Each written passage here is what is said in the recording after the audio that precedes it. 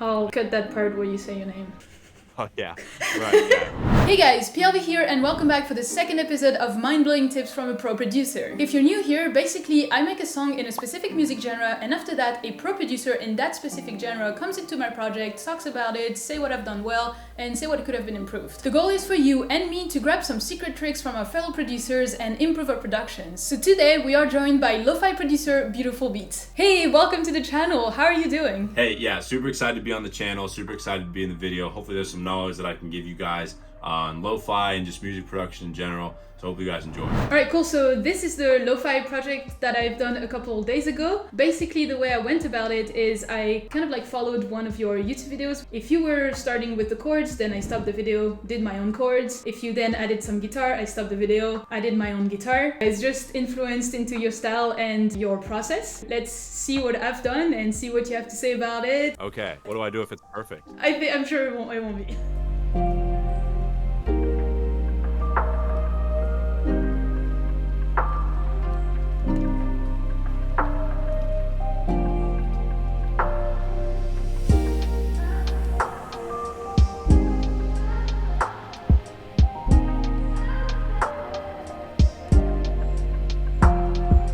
I really like the melodies. Cool. First off, guys, I'm looking over here because that's my screen, but let's see. I personally would probably bring in this little melody.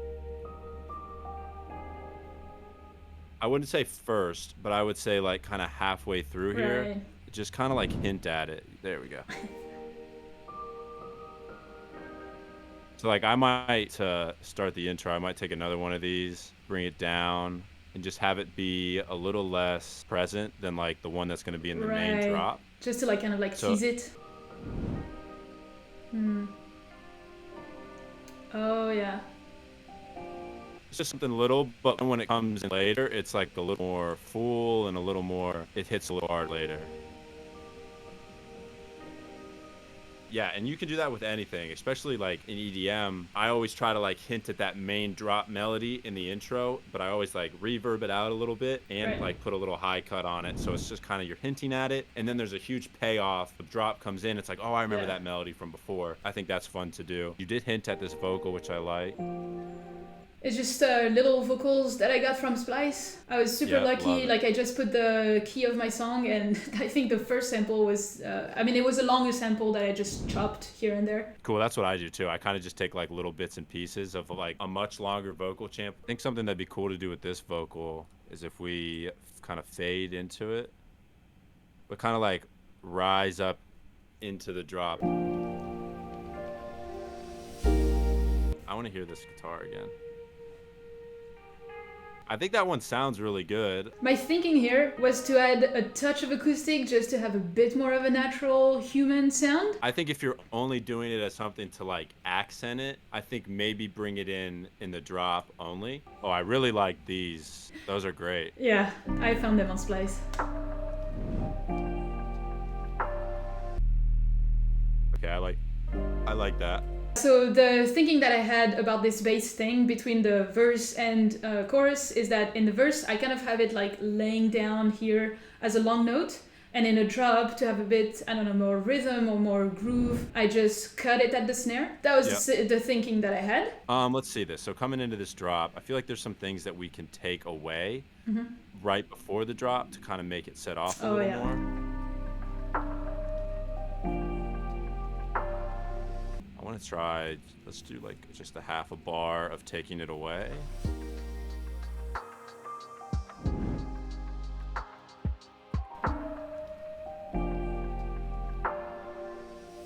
Oh yeah. You like that? Yeah, it definitely just removes a little bit and then, really well, like subtle and works well, yeah. Right, and the reason I did halfway through is because it's like you have the bass kind of snapping off in the drop. It's like the snare kind of snaps everything out, and then the riser comes in and brings everything back, which I think is very nice. Clever, yeah. You know what actually I think we could do? We could do the same thing that we did with our piano melody. And I think this would sound really cool as like a little intro as well. Yeah. I think that's a little nice thing you could do. Yeah, it was quite empty actually, the intro. I remember thinking that, so it's a really nice way to add a few things to like tell the listener that it's gonna be something cool coming. For sure, yeah. And I think that vocal sits really nice with the chords, so it's kind of like a nice little like ambient start, and then we take that away, and then we bring everything back. So it's just like tension and release and bringing everything in. Okay, so those were a couple arrangement things. Let's go into the drop.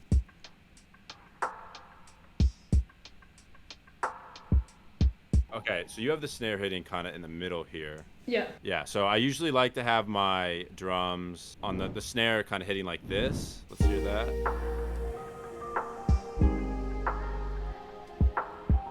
So this is, the BPM is a little fast, so this hi-hat might sound a little fast, but let me try to actually just, since we're doing this for educational purpose, let me just try to drop this BPM down a little bit.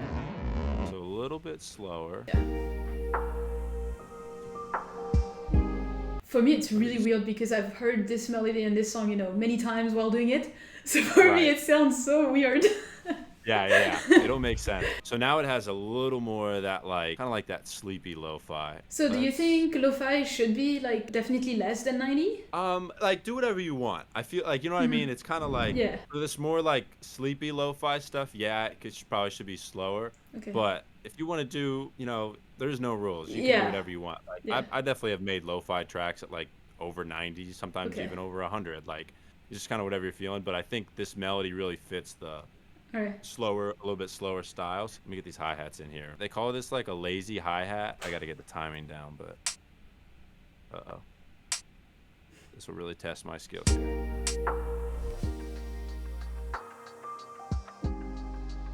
All right, so this is, one second. I'm like having a little trouble seeing it. Hold on, this might take me a while to figure out.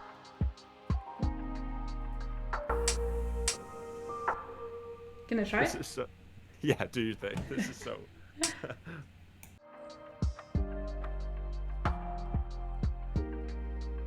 This is unreal that I'm struggling this much with this. Oh, that's better. Okay, yeah, there. There? Yeah. Okay, let's try that. Oh, yeah, that's it. Right. Yeah, I know. Right, okay. Right, yes. All right, we got it. Maybe it can actually be a good point, to show that sometimes you struggle a lot, like it happens to everyone, but with dedication, you get it. Yes, absolutely. All right, cool. So now we have our hi-hats, but what's important is we need to really mess with the velocity of these individual notes.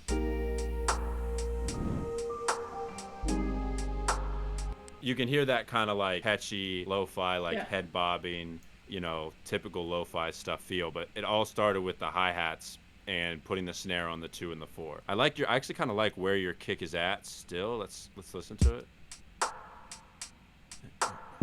So I heard another one right here. Maybe. Also with lo-fi, this is another one. I try to keep the kick kind of a little bit busier in the front.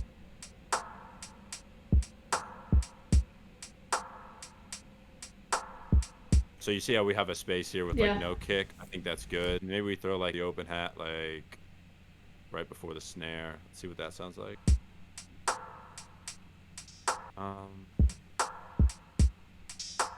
How did that sound to you, that open hat right there? I'm not sure, it feels off. Should it be like with this one or not? Let's try it.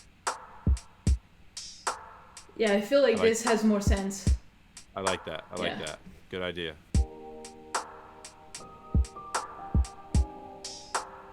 I like that. Yeah, definitely chill lo-fi vibe. Yeah.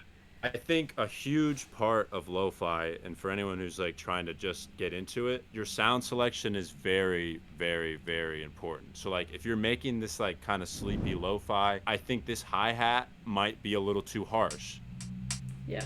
Like it just kind of like, I would maybe like soften that hi-hat a little bit. And then maybe like this piano, I'm biased. Like I don't know if there's this plugin called the Imagero Piano, and it's like a $20 lo-fi piano plugin, but it sounds very like rusty and old, like. Okay. So I think that's a nice plugin that people can use. And also, like, I think this is a pretty good chord progression. Yeah, I just was on the piano for like maybe 20 minutes and came up with it. I like them. I like the chords. How about the guitar? What's on the guitar? Cut as well. Did you cut like just about everything? Probably. Well, I don't know if I'd call it a misconception, but like people sometimes think like, oh, just put a high cut on everything because it's lo-fi. You know what I mean? I think that's not what a lot of people do, and then they make lo-fi and they just high cut, high cut, high cut, high cut. And all of a sudden there's like no high end. Like just because it's lo-fi doesn't mean it has to be high cut. I think that's a common misconception and a good little tip. Right, yeah. But for lo-fi, I think the biggest things that we just changed, I like your little riser into it. I like your effects. I think this is something to note. This rain and vinyl effect is key. Like that is what makes lo-fi too, is these little vinyl effects, these little like touches. I think sometimes I like to have them a little more present in the intros. Bring in your rain effects, your nature, your birds, whatever. really set the vibe of the whole track, right? And then I think when the drop comes in, you bring your drums in, you can kind of back off those a little bit, and that's when you really let like your guitar lead shine or like your piano melody shine. I think that's really good. I like this piano chords right here, but I think you could find a more lo-fi sound. Let's see what Labs has. So this is a free plugin. This plugin is called, it's by Arteria. It's called Tape Mellowfi. It's a free plugin. So it literally makes anything, any sound. It would take this piano and make it sound super lo-fi. I think that is something that you guys should definitely try. With lo-fi, you could keep it simple, right? And I used to make EDM all the time, so I was always layering stuff and whatever. Yeah, I think you can feel my EDM influence layering the piano. Right. Yeah. Like to me, that sounds really lo-fi rather than having all this other stuff. Let's hear the bass with it. I like the sub bass. I think this is a good bass sound. Maybe we need to adapt the bass now though to the new snare. Yeah. So the bass, I honestly think just a long drawn out with the chord bass is fine. Maybe you could also like cut it, have it stop on like this. On the second snare maybe. On the second snare, yeah. I think that's good. It's a good idea. Yeah, I really like when it stops at the snare. I feel like it really adds that groove. We got our drums right. Those are really like lo-fi. We have our nice little piano. Let's try to just stretch this. Ooh, I like that. I think that sounds very, very nice. To me, that is lo-fi. What you had before was probably was on its way to lo-fi. A mix. It definitely had my EDM influence, like EDM lo-fi. Which is okay. You know, it just all depends on the vibe you want. One thing we didn't talk about though is just like atmosphere sounds in general, which I think you have down here. I just have this Atmos string. Yeah, I like that. Is it a chord? I just put like the root note.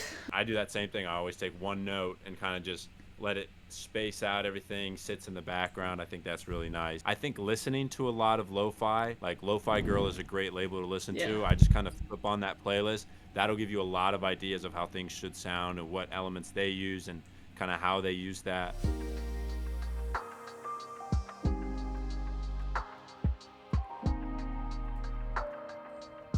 All right, so we're done. We want to give a listen now to see, kind of do like a difference between the first one and this one. Yeah, let's see the new version. All right, let's do it.